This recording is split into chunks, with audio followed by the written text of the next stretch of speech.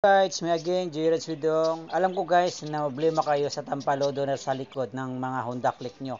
Yung tampalodo mostly sa Honda Click kahit brand new galing sa kasa, tabingi. Katulad ng Honda Click ko. Yung kinuha ko sa kasa guys, paglabas tabingi yung ating tampalodo sa likod. So ang gawin natin today, isolusyonan natin yung tabingi na yan. Kung ikaw ay may Honda Click, panoorin mo to guys kung ano gawin.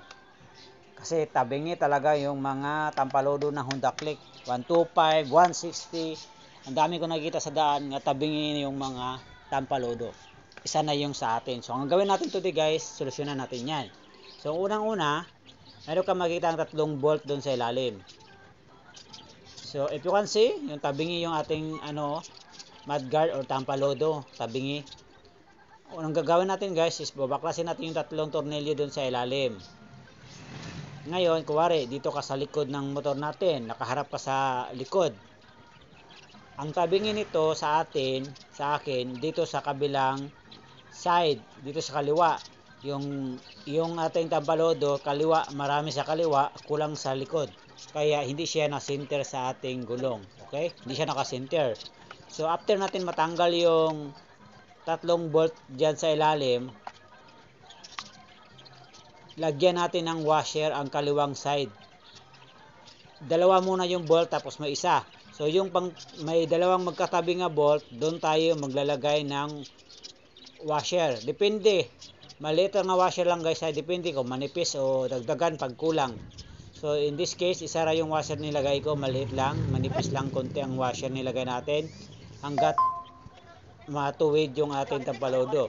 So if sure ka na nga tuwid na yan, so pag lock naman or pag higpit sa ating mga bolt, dapat dahan-dahan, pantayin, dahan-dahan ng paghigpit, hindi biglaan para hindi tatabingi. Dapat kasi kahit nag-washer ka tapos hindi ka magaling yung paghigpit mo hindi pantay, tatabingi, useless yung washer, tabingi pa rin. So ang ginawa ko dito is dahan-dahan lang, lagay washer tapos higpit kabila. Ginit na ko yung tampalodo natin tapos dahan-dahan ang higpit. Tapos yun, ganun lang guys, ganun lang masusolusyonan. Tanggalin mo lang yung tatlong bolt sa ilalim. Wag mo biglain yung washer nga bigla mga malaki kasi minsan kasi pag malaki ding washer lagay mo tapos hindi, kumwari sabihin natin tumabingi or hindi tumabingi, kaso lang mayroong gap doon sa taas. So kailangan mo i-analysis mo siya na hindi yung gap doon sa taas papantay, no? Ganun lang guys, tingnan mo yung ginagawa natin dyan. So far after nito nagawa naman natin siya, may output naman tayo. Panoorin nyo lang guys. Please subscribe my channel, Jared Widong. So ayan guys, nag-umpisa na tayo at kinakalikot na natin. Tuloy-tuloy, panay ako nag-a-adjust sa washer hanggat papantay. Kasi una maliit tapos dinagdagan ko, sobra naman din.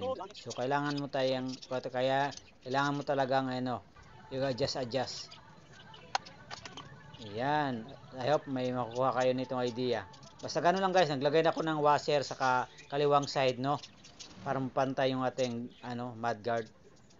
Alright mga idol, yan na yung output. Ayan, pantay na yung ating mudguard or tampalodo natin sa likod. Pantay na siya guys. So ayun, washer lang katapat niyan mga Jared Widong. Thanks for watching. Bye bye.